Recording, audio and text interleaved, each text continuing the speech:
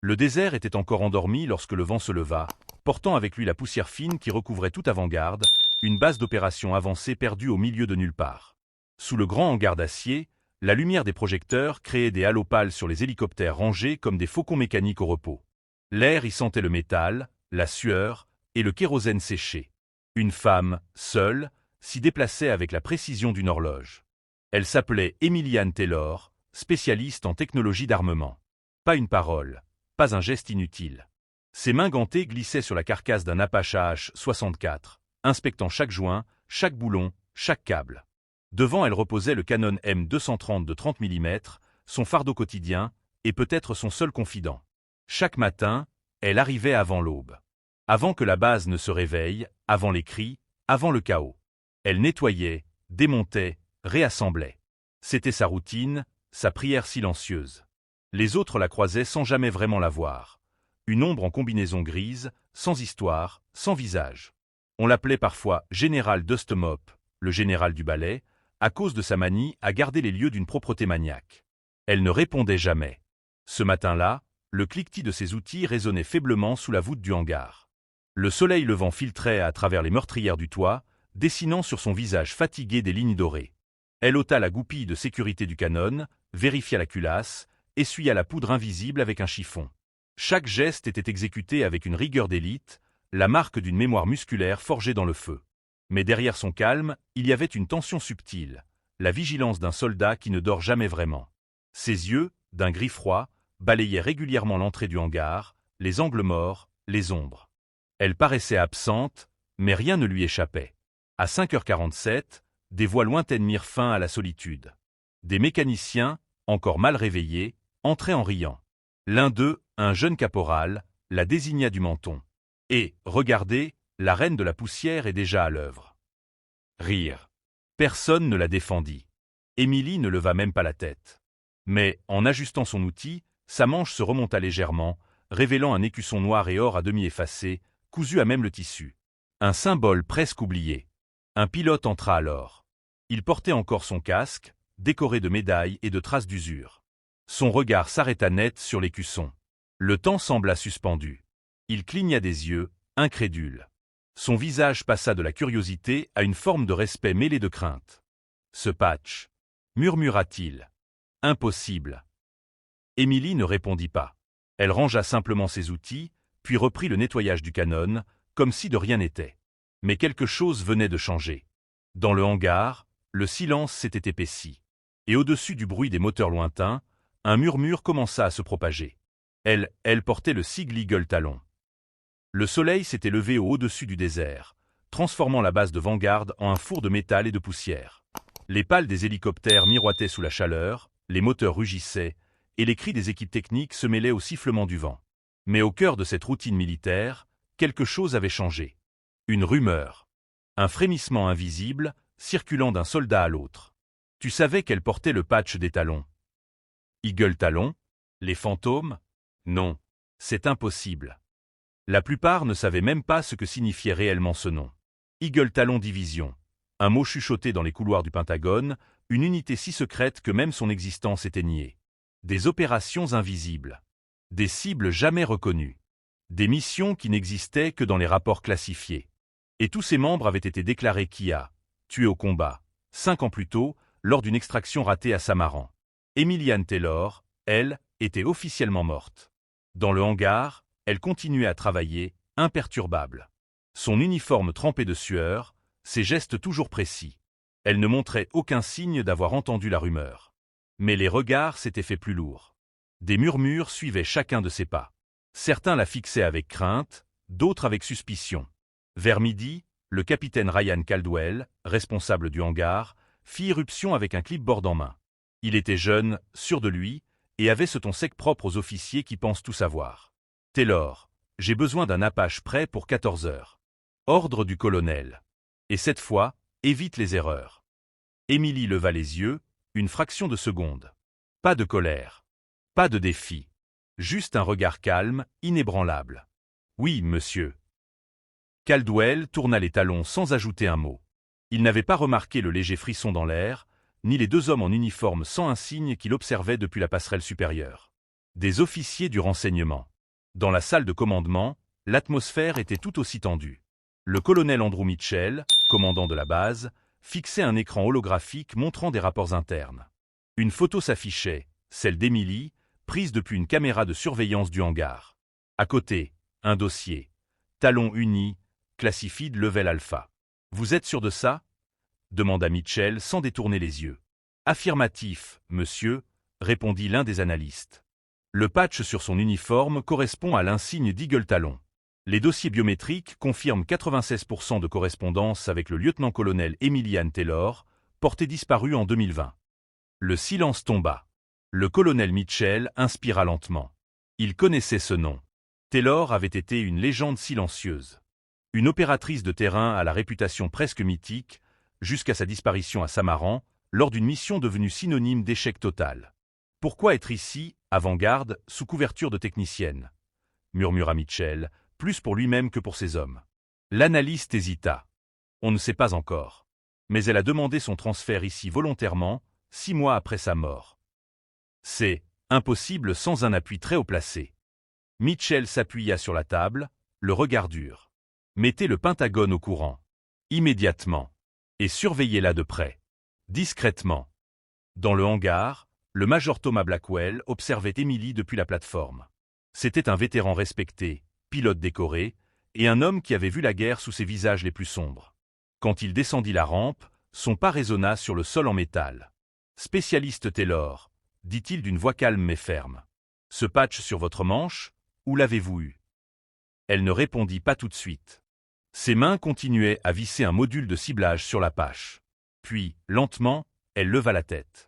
Ses yeux étaient de glace. « Je l'ai mérité, monsieur. » Le ton était neutre, sans arrogance.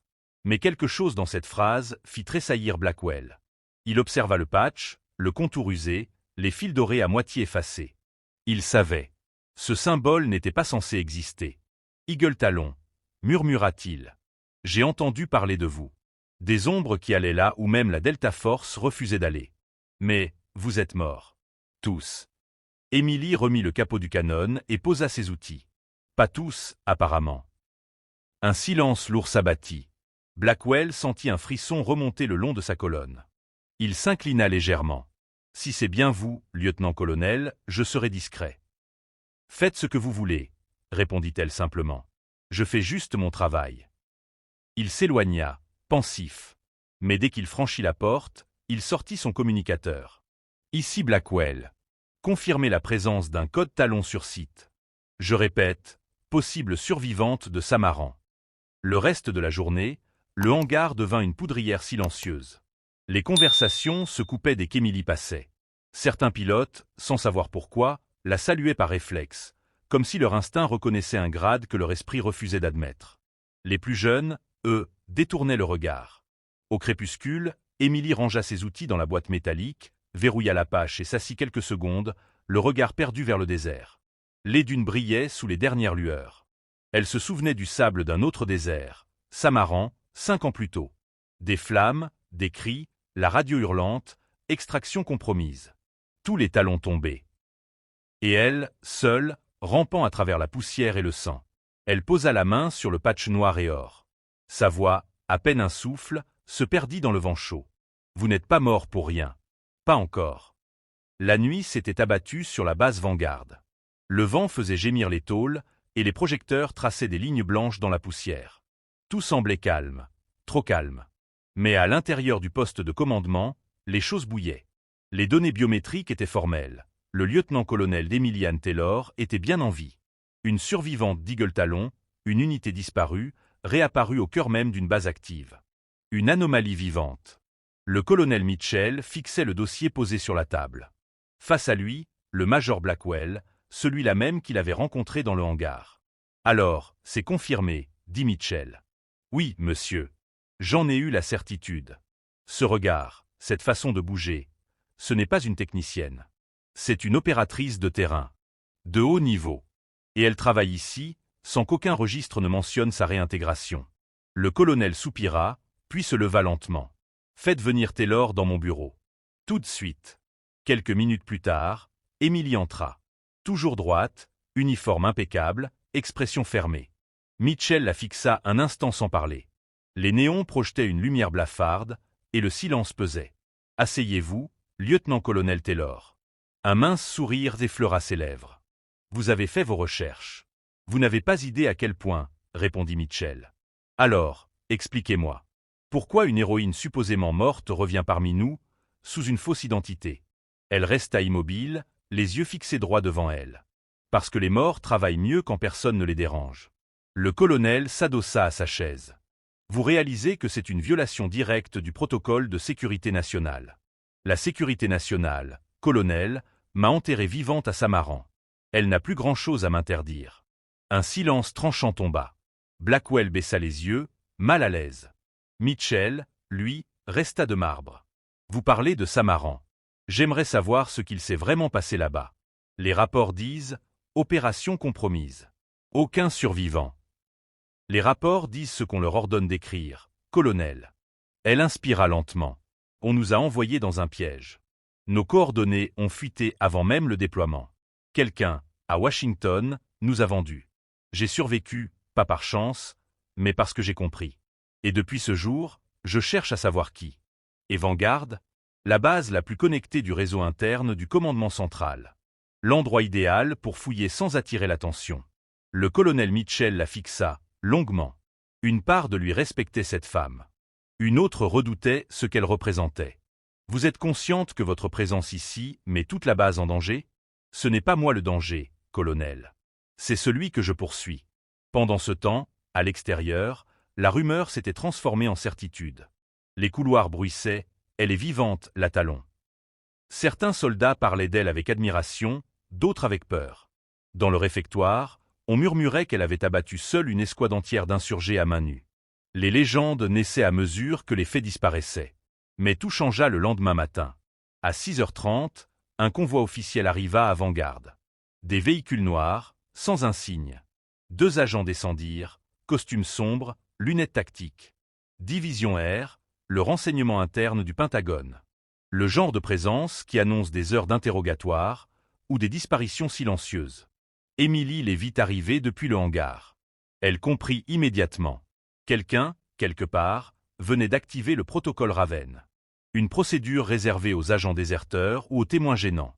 Le capitaine Caldwell entra en trombe. « Taylor, vous êtes convoqué au poste central. » Immédiatement. « Je m'en doutais, » répondit-elle calmement. « Ils ont dit que c'était urgent. » Et, ils n'avaient pas l'air contents. Elle sourit. « Ils ne le sont jamais, capitaine. » Dans la salle de débriefing, l'air était glacial. Les 2 agents s'assirent face à elle, dossiers ouverts. L'un d'eux, un homme chauve aux traits durs, prit la parole. « Lieutenant-colonel Emilian Taylor. Vous êtes porté disparu depuis le 17 mai 2020. Vous réapparaissez sans autorisation, sous identité falsifiée. Expliquez pourquoi nous ne devrions pas vous considérer comme une menace. » Elle ne répondit pas. L'autre agent, plus jeune, tapa sur la table. « Répondez, soldat. » Émilie leva lentement les yeux. « Je ne vous dois aucune explication. J'ai servi 20 ans dans les ombres de ce drapeau. J'ai enterré mes frères pour que vous puissiez encore dormir la nuit. Alors ne me parlez pas de menaces. » Un silence pesant s'installa. L'agent plus âgé referma lentement son dossier. « Très bien. Vous allez nous suivre. » Ordre direct du Pentagone. À cet instant, le colonel Mitchell entra. « Non. Elle reste ici, sous ma supervision directe. Tant que je n'ai pas reçu d'ordre écrit du commandement central, personne ne la déplace. » Les agents échangèrent un regard. « Vous jouez à un jeu dangereux, colonel. » « Peut-être. Mais si cette femme dit vrai, c'est le Pentagone qui a quelque chose à cacher. » Émilie resta immobile, mais un éclat discret traversa ses yeux. Pour la première fois depuis longtemps, quelqu'un prenait son parti. Ce soir-là, dans sa chambre, elle reçut un message crypté sur son terminal personnel. Une seule ligne. « Samaran n'était qu'un début. Ils savent que tu fouilles. O.A. » Elle resta figée. La lettre A. Un code connu des Talons. Un survivant. Quelqu'un d'autre avait échappé à la mort. Son cœur se serra. Elle se leva, prit son arme de poing, et fixa son reflet dans le miroir. « Alors, on recommence, » murmura-t-elle. « Cette fois, on finit le travail. » La nuit qui suivit le message fut courte, comme toutes celles où la guerre toque à la porte. Le désert gémissait sous la chaleur résiduelle de la journée. Les projecteurs jetaient des lanières de lumière sur le tarmac, et l'odeur du kérosène flottait, lourde. Avant-garde, l'alerte avait déjà franchi la limite de la rumeur. Elle était devenue plan d'action.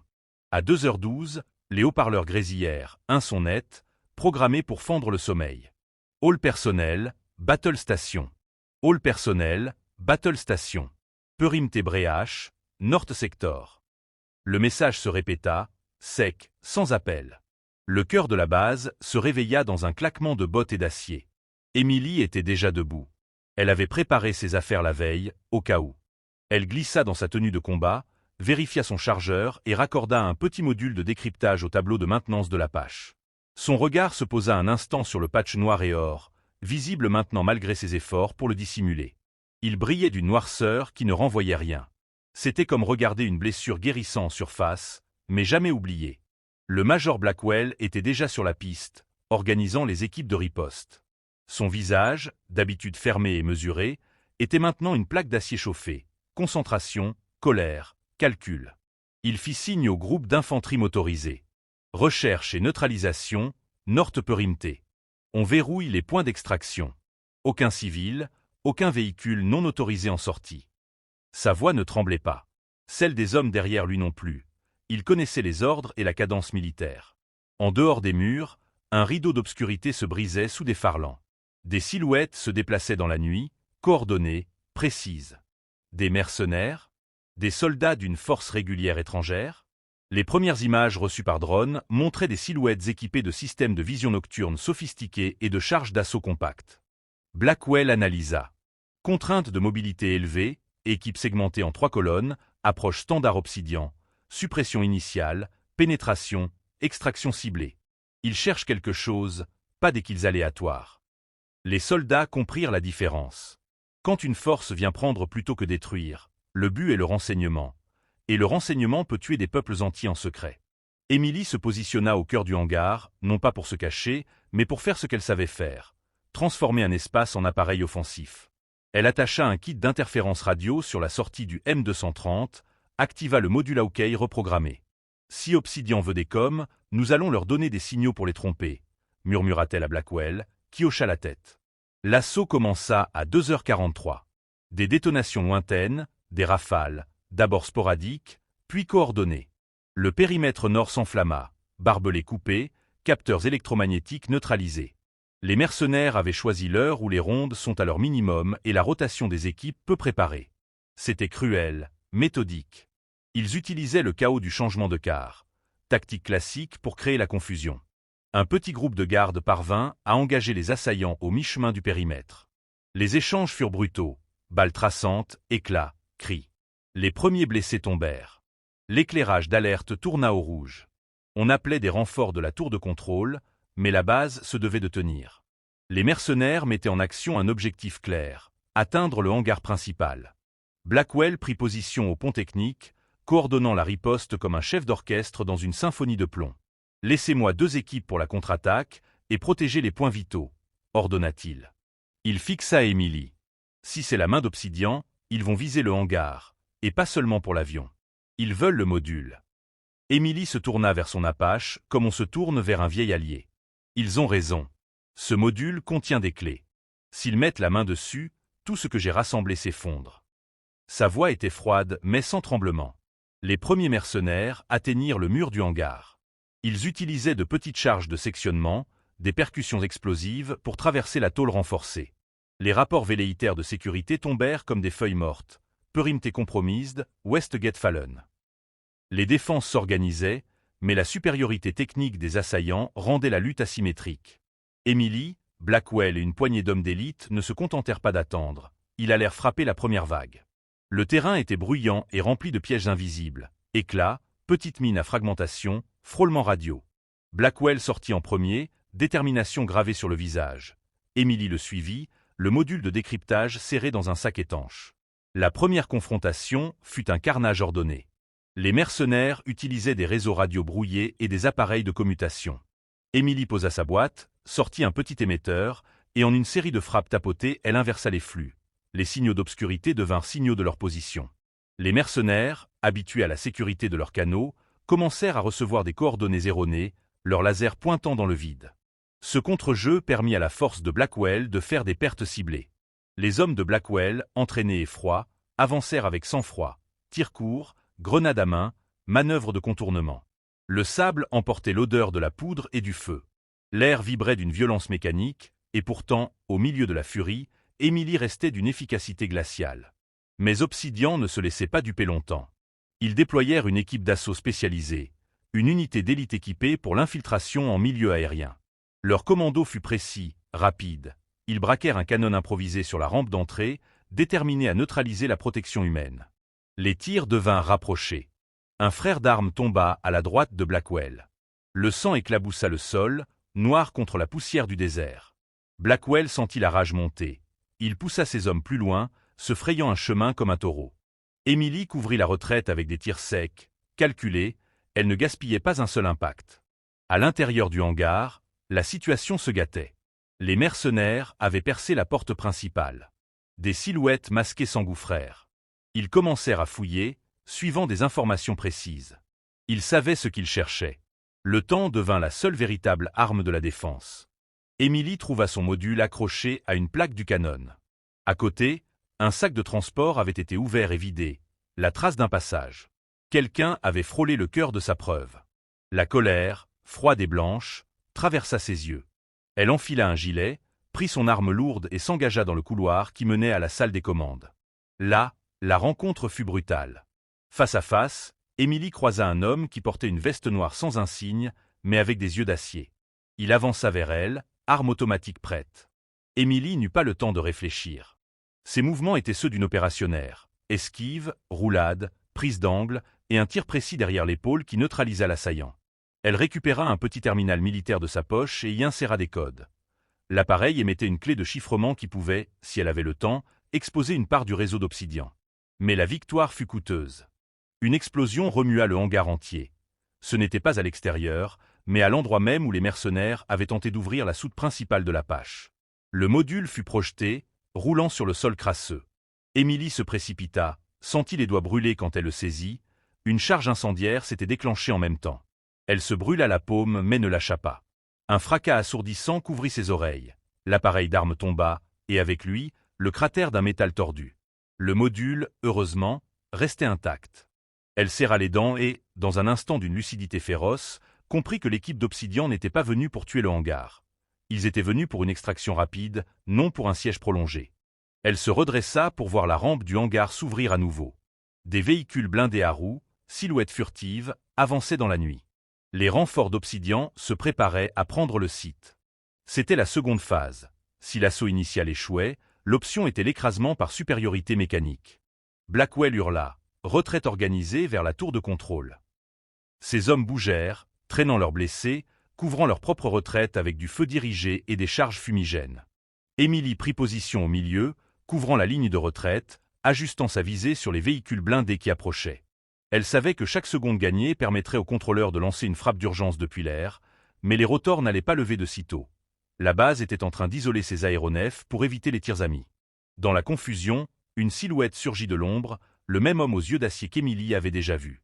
Il regarda l'écusson noir et or, puis son visage se fendit d'un sourire amer. « Lieutenant-colonel Taylor. » Sa voix était modulée par un accent appris. « On pensait que vous étiez une légende.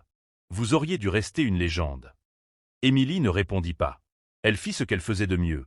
Elle utilisa la tension du moment pour frapper au cœur. Elle activa le module à OK. Un flux de données brouillées se répandit, pénétrant les réseaux de commandement d'Obsidian. Les écrans des assaillants clignotèrent, leurs communications se mélangèrent. La coordination ennemie vacilla. Cette faute fut fatale pour l'unité d'assaut. Tandis que leur connexion se déréglait, les défenseurs de Vanguard ouvrirent une fenêtre d'opportunité. Des frappes ciblées depuis des lance-roquettes et des tirs concentrés Mirror servissent plusieurs véhicules. Une colonne d'assaut s'effondra dans un nuage de feu et de métal tordu. Mais le prix payé fut abrupt. Blackwell fut touché. Un éclat le frappa à l'épaule et il s'effondra au sol. Emily n'eut que le temps d'attraper son bras pour le traîner derrière une butte d'épave. Le major avait la respiration coupée, la douleur peinte sur le visage. Il la regarda, sans dramatiser, et fit un signe de tête. « Continue. » Elle ne répondit pas. Elle se leva, prit son arme d'assaut, et disparut dans la fumée, comme un agent revenu d'autrefois. Au petit matin, quand la poussière retomba et que les rayons du soleil commencèrent à peigner le hangar d'une lumière pâle, le bilan était là. La base avait tenu, mais à quel prix? Les corps jonchaient encore à l'extérieur, recouverts de bâches noires. Les véhicules d'Obsidian étaient répandus en ruines, leurs silhouettes carbonisées tournant comme des carcasses sur le terrain. Des survivants ennemis furent capturés, certains blessés, d'autres muets. Dans le hangar, Emily s'assit enfin, le souffle court, les mains tachées de sang et de graisse. Blackwell, bandé, la regarda avec une fatigue qui était presque une prière. « Tu as fait ce que personne d'autre n'aurait su faire, » dit-il simplement. « Tu as sauvé le module. On a gagné du temps. » Elle posa le module devant elle, le caressa comme on caresse un objet sacré. Les codes à l'intérieur pourraient exposer la filière. Aller-retour financier, adresse IP, non. Obsidian venait juste d'apprendre que sa toile avait un trou. Emily posa sa tête contre le métal froid de l'appareil, et dans ce moment de calme après la tempête, elle entendit le murmure du désert comme un verdict. Ce qu'ils avaient gagné ce matin n'était qu'une bataille. La guerre, elle le savait, venait à peine de commencer. Le soleil se levait à peine sur le désert de Vanguard, mais l'air était déjà saturé de tension. Le hangar, encore noirci par les explosions et les tirs de la veille, sentait la poudre, le métal et la sueur. Les soldats de la base, jeunes et vétérans confondus, étaient rassemblés en silence, chacun scrutant Emilianne Taylor. La légende de Talon n'était plus un murmure. Elle était là, vivante, incarnée, imposante. Emily se tenait droite au centre, son uniforme taché mais impeccablement ajusté, le patch noir et or visible, enfin révélé. Ses yeux parcouraient le hangar, scrutant les visages. Elle n'avait jamais cherché la reconnaissance, mais aujourd'hui, il était clair que la reconnaissance venait d'elle. Elle détenait la vérité, et ceux qui l'avaient ignorée jusqu'alors comprenaient la gravité de ce qu'ils avaient sous-estimé. Le colonel Mitchell s'avança. Son visage était ferme, mais une étincelle de respect transparaissait dans ses yeux. « Lieutenant-colonel Taylor, » dit-il, sa voix résonnant dans le silence pesant. « Le Pentagone a confirmé votre identité il y a 20 minutes.